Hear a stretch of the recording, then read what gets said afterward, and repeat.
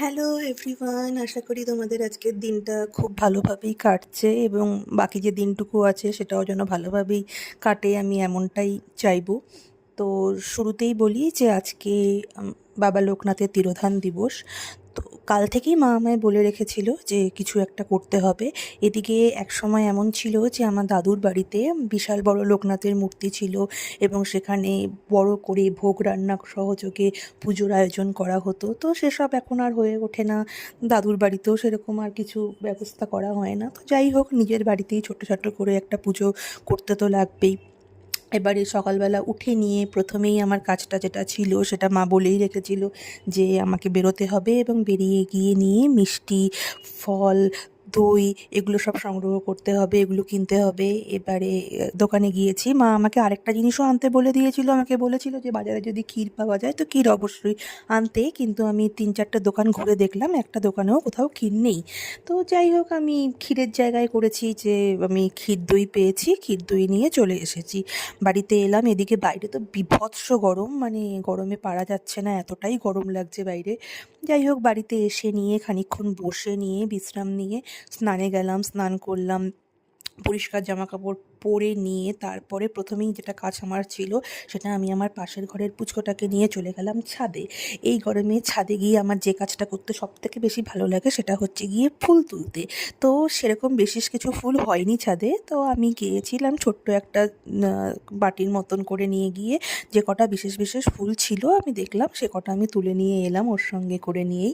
এবারে নিচে নেমে এলাম, নিচে নেমে এসে যেগুলো পুজোর যোগাড়যন্ত্র করা সেগুলো করে নিলাম, ফল কাটা থেকে শুরু করে নিয়ে বাকি ধূপ ধুনা মোমবাতি প্রদীপ বাকি যা যা দরকার সেগুলো সমস্ত কিছু আমি করে নিলাম। কিছুটা চন্দনও বেটে নিলাম, কেননা শুনেছিলাম অনেক আগে চন্দন দিয়ে নাকি ঠাকুরকে যে কোনো ধরনের পুজোতেই নাকি স্নান করাতে হয় বা চন্দন মাখাতে হয়। তো যাই হোক, আমি এই কাজটাও করে নিলাম।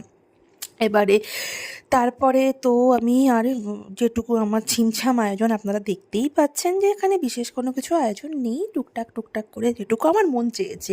আসলে আমি মনে করি যে পুজোটা হচ্ছে গিয়ে যতটা না লোক দেখানো, তার থেকে অনেক বেশি নিজের মানসিক, নিজের মনকে যদি সন্তুষ্টি করা যায় যে না আমি এভাবে পুজো করব, না আমি ওভাবে পুজো করব, ঠিক সেভাবেই পুজোটা হয়। এবারে আমি আমার মতন করে করেছি, এখানে বিশেষ কিছু আহামরি নেই, তোমরা দেখতেই পারবে। তো আমার যেটা মনে হয়েছে না ঠাকুরকে এভাবে দিলেও হবে, আমি এভাবেই এর জন্য ঠাকুরকে দিয়ে দিয়েছি। তো যাই হোক, এটা আমার ভালো লেগেছে, তো আমি এরকমই করেছি।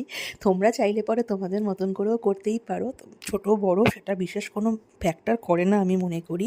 ঠাকুর সেটাই গ্রহণ করবে যেটা তোমরা মন থেকে করবে, কারণ আমরা যেটা মন থেকে করে থাকি সেটাই আসলে অরিজিনাল প্রার্থনা, অরিজিনাল প্রেয়ার্স হয়ে থাকে।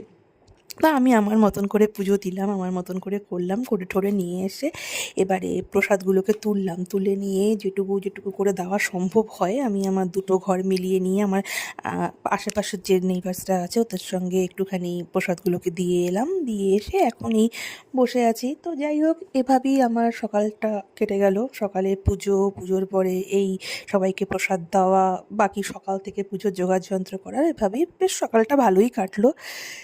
তোমাদের বাড়িতে যাদের যাদের লোকনাথ বা তিরোধান দিবসের উৎসব হচ্ছে আমার সঙ্গে শেয়ার করবে, কীভাবে করছো, কী করছো জানাবে, পারলে ছবিও শেয়ার করবে, আমার জানতে খুবই ভালো লাগবে। যাই হোক, আমি চাইবো তোমাদের দিনটা ভালো কাটুক, সুন্দর হোক তোমাদের সকাল, দুপুর, রাত্রি, এভাবেই ভালো কাটিয়ে দাও। নেক্সট নেক্সট দেখা হবে তোমাদের সাথে খুব তাড়াতাড়ি।